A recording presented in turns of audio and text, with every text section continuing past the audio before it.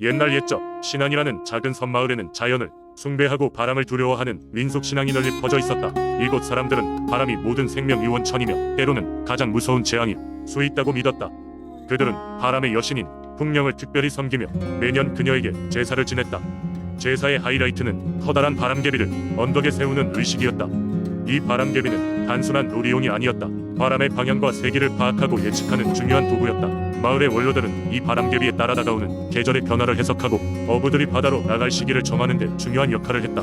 이 모든 과정은 바람의 여신 풍령 과대화하는 신성한 의식으로 여겨졌다. 하루는 바람이 전혀 불지 않는 조용한 날이 계속되었다.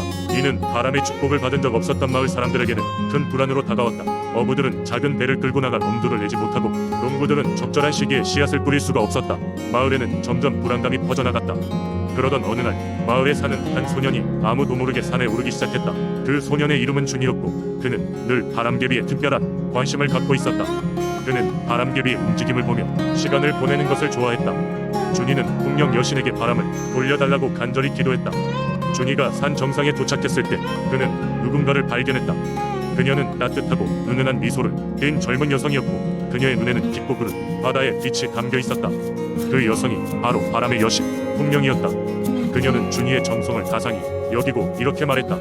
내가 바람을 바라고 있는 것을 안다. 하지만 바람은 사람의 힘으로 움직이는 것이 아니다. 인내하며 기다려라. 그리고 자연이 주는 다른 소리에도 귀를 기울여라. 준이는 풍령의 말을 가슴에 새기고 산을 내려왔다. 그때부터 준이는 바람을 기다리면서도 바람의 소리 외에 다른 자연의 소리에 귀를 기울이기 시작했다. 강물의 흐름, 나뭇잎의 하늘거림, 작은 새들의 노랫소리를 들으며 마음의 평안을 되찾았다. 며칠 후 드디어 바람이 마을에 돌아왔다. 그러나 준이는 이제는 바람이 주는 메시지와 함께 자연의 소리에 감사하는 법을 알게 되었다. 이 사건 이후로 마을 사람들은 바람개비의 움직임을 통해 바람의 의미를 넘어서 자연 전체를 이해하려는 노력을 기울이게 되었다. 이렇게 바람의 여신 풍령과 소년 준의 이야기는 신안섬에서 길이길이 전해질 전설이 되었고 마을 사람들은 여전히 매년 풍령의 제사를 지내며 그들의 이야기를 후손에게 들려주곤 했다. 두 번째 이야기, 옛날 옛적 그 넓은 한반도 남쪽에 위치한 순천에는 전설적인 설악산이 있었다. 이곳은 풍성한 자연 경관과 미스터리한 전설로 유명했다. 마을 사람들은 설악산을 영험한 장소로 여기며 산을 신성히 여겼다. 설악산의 깊은 숲속에는 드물게 비가 내릴 때마다 나타나는 마법의 호수가 있었다. 이 호수 앞에 서면 어떤 이는 과거를 보고 어떤 이는 미래를 보았다고 전해지며 마을 사람들은 이 호수를 진혼의 빛라 불렀다. 이 호수와 관련된 가장 유명한 이야기는 바로 마을 처녀인 연화에 관한 것이었다. 연화는 아름다웠을 뿐 아니라 슬기롭고 마음씨도 고운 처녀였다. 어느 여름날 연화는 역시 우연히 진혼에 비가 내리는 날 설악산을 방문했다. 비는 가늘게 내렸고 그녀는 자연스럽게 호수로 발길을 옮겼다. 호수에 다다른 순간 희미하게 미소 짓는 여인이 연화의 눈에 들어왔다. 그녀는 한복을 입고 있었으며 마치 구름처럼 가벼운 기운을 풍겼다. 연화는 처음엔 무서웠으나 신비로운 여인의 평온한 미소에 이끌려 호수 근처까지 다가갔다. 갑자기 여인의 모습은 점점 분명해지며 그녀는 연화에게 다가오라 손짓했다. 연화는 여인의 손짓에 이끌려 그녀에게 다가갔다. 가까이 가자 여인은 연화에게 다가와 과거 이 설악산에 얽힌 자신의 이야기를 들려주기 시작했다. 그녀는 예전 마을의 여인으로 억울한 누명을 쓰고 산속으로 도망쳐 이곳에 홀로 남겨졌으며 자신의 억울한 영혼을 달래기 위해 호수에 머무르고 있다는 것이었다. 여인은 연화에게 자신을 위해 마을 사람들에게 진실을 알리고 명예를 회복해주기를 부탁했다. 연화는 기꺼이 동의했고 여인은 고마움의 표시로 연화에게 비밀스러운 마법의 장신구를 건넸다. 그 장신구는 연화의 소원을 들어주는 마법의 힘을 지닌 것이었다. 집으로 돌아온 연화는 즉시 마을 사람들에게 여인의 사연을 전했다. 마을 사람들은 신비로운 이야기의 놀라움을 금치 못했으며 설악산에 올라가 여인의 명예를 회복하기 위한 작은 재단을 마련했다. 그 후 여인의 영혼은 자기 자리로 돌아갈 수 있었고 두 번 다시 나타나지 않았다. 연화는 여인의 도움으로 마을에서 더 존경받는 인물이 되었다. 여인이 준 마법의 장신구 덕분에 그녀는 자신의 삶에서 원하는 대로 큰 복을 누리게 되었다. 그녀의 이야기 덕분에 마을에서는 매년 여름 설악산에서 억울한 영혼들을 달래주는 진원제를 거행하기 시작했다. 이 이야기는 세대를 거쳐 순천 지역의 가장 신비롭고 중요한 전설로 남게 되었다. 이는 순천의 민속신앙과 자연에 대한 경외심을 더욱 강하게 하여 지역 공동체를 결속시키는 역할을 했다. 세 번째 이야기, 옛날 옛적 철원의 작은 마을에는 매년 봄이면 마을 사람들을 괴롭히는 이상한 일이 있었습니다. 어김없이 봄이 되면 강한 바람이 불어 농작물은 뿌리채 뽑히고 가축들은 이유 없이 쓰러져 버렸습니다. 마을 사람들은 이를 봄의 저주라 불렀지만 그 원인을 알 길은 없었습니다. 어느 날 마을의 장로가 꿈을 꿨습니다. 꿈속에서 거대한 호랑이가 나타나 말했습니다. 나는 이 산의 수호자다. 그러나 오랫동안 이곳을 떠나 있었던 이 악귀들이 마음대로 날뛰고 있구나. 너희 마을이 고통받는 이유는 그것 때문이니라. 장로는 꿈에서 깨어나자마자 이상하게 생명을 잃은 듯 했던 까치를 떠올렸습니다. 예전에는 까치가 이 마을에 무리 지어 날아다녔는데 언젠가부터 찾아보기 힘들어졌습니다. 혹시 까치와 호랑이의 경고 가연관이 있을지도 모른다고 생각한 장로는 마을 사람들을 불러 모아 그 이야기를 전했습니다. 마을 사람들은 호랑이의 경고를 심각하게 받아들이기로 했습니다. 그들은 마을 주변의 산에 가서 호랑이를 찾아 감사히 표시로 먹이를 올려놓기로 했습니다. 또한 고향을 잃어버린 까치들이 돌아오도록 까치가 좋아하는 나무를 심기로 결정했습니다. 그렇게 하여 마을 사람들은 산에 올라가 호랑이에게 바칠 음식을 놓아두고 마을 주변에 까치가 돌아올 만한 나무를 심기 시작했습니다. 몇 달이 지나고 나서 이상한 일이 일어났습니다. 마을에 이상한 저주가 꾸준히 줄어들기 시작한 것입니다. 바람은 더 이상 강하지 않았고 가축도 건강을 회복했습니다. 그리고 정말로 까치 무리가 하늘을 날며 마을로 돌아왔습니다. 사람들은 이를 마을 위축복으로 받아들이며 환호했습니다. 이후로도 마을 사람들은 매년 봄이 되면 호랑이 수호신에게 감사의 제물을 바치고 까치를 위한 나무 가꾸기를 변함없이 지속했습니다. 처럼 마을은 더 이상 봄이 저주를 두려워하지 않게 되었고 마을은 평온함을 되찾았습니다. 이 이야기는 철원의 민속신앙으로 내려오며 마을을 보호하고 번영하게 해주는 호랑이와 까치에 대해 경외의 마음을 담고 있습니다.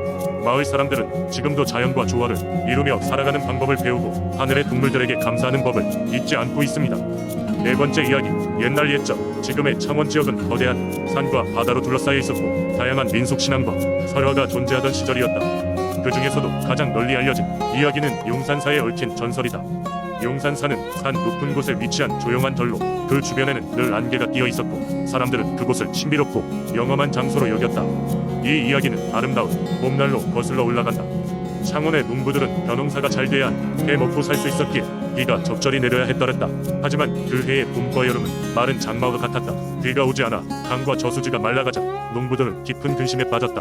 그들은 절망을 넘어 마을의 장로에게 가서 조언을 구했고 장로는 전설적인 신에게 제사를 드려 도움을 요청해보자고 제안했다. 장로가 화제를 꺼낸 용신제는 용산사에 깃들어 있던 신비 드래곤을 모시는 제사였다. 전설에 따르면 용산사의 용신은 비와 바람을 다스리는 힘을 가진 드래곤으로 제사를 정성껏 올리면 필요한 때에 비를 내린다고 했다. 제사는 용산사의 주지스님과 마을 원로들이 중심이 되어 주관했으며 특별히 물에 관련된 음식을 정성껏 준비해 올리고 소원과 감사의 뜻을 담은 노래와 춤으로 용신을 기쁘게 하려고 했다. 제사가 열린 날 마을 사람들은 예복을 차려입고 아침 일찍부터 용산사로 모였다. 주지스님은 깊은 산속에서 기도를 통해 용신에게 마을 사람들의 간절한 바람을 전했다. 사람들이 제단 주위에 모여 들뜬 분위기로 있던 순간 갑자기 어디선가 오색 구름이 피어나기 시작했고 그 속에서 한 마리 찬란한 드래곤이 모습을 드러냈다. 사람들은 이 놀라운 광경에 그저 입을 다물고 바라보았고 드래곤은 마치 그들의 요청에 응하듯 고개를 끄덕였다. 그날 저녁 믿을 수 없는 일이 일어났다. 하늘이 어두워지더니 비가 내리기 시작한 것이다. 마을 사람들은 손을 맞잡고 기뻐하며 빗속에서 춤췄고 발끝까지 젖은 옷도 그들의 기쁨을 막을 수 없었다. 그들은 용신제의 효과를 다시 한번 확인하며 매년 이 제사를 정성껏 지내기로 다짐했다. 이날 이후로도 비가 필요할 때면 마을 사람들은 용산사로 올라가 용신제의 기도를 드렸고 신기하게도 그럴 때마다 하늘은 그들의 기도에 응답하는 듯했다. 이 이야기는 창원의 용산사가 지역의 신성한 장소로 남게 된 중요한 이유가 되었다. 오늘날에도 용산사를 찾는 사람들은 그 신비로운 전설을 기억하며 자연에 대한 경외심과 함께 신에게 감사의 마음을 전하고 있다. 다섯 번째 이야기, 옛날 옛적 강원도 평창 깊은 산속에는 하늘에 닿을 듯한 거대한 고목나무가 우뚝 서 있었습니다. 마을 사람들은 이 나무를 신령한 나무라 불렀고 이곳이 마을의 수호신이 머무는 곳이라 믿었습니다. 이 나무는 매우 특별했습니다. 계절에 구애받지 않고 사계절 내내 푸른 잎을 자랑했으며 나무 주변에는 늘 맑은 샘물이 솟아올랐습니다. 어느 날 이 마을에 심한 가뭄이 찾아왔습니다. 비가 오지 않아 밭작물을 시들어버리고 사람들은 생계를 이어가기 힘들었습니다. 마을의 원로들은 모두 모여 논의한 끝에 신령한 나무에게 가서 비를 내려달라고 기도하기로 결정했습니다. 마을의 젊은 여자 무당이 이 역할을 맡았습니다. 그녀는 신령한 나무 앞에 앉아 무릎을 꿇고 정성스럽게 기도를 드렸습니다. 그녀의 기도는 온 마을 사람들의 마음을 담아 하늘로 퍼져나갔습니다. 기도가 끝나자마자 하늘에는 검붉은 구름이 몰려오고 천둥 소리가 울려 퍼졌습니다. 곧이어 기다리던 비가 마을 전역에 내리기 시작했습니다.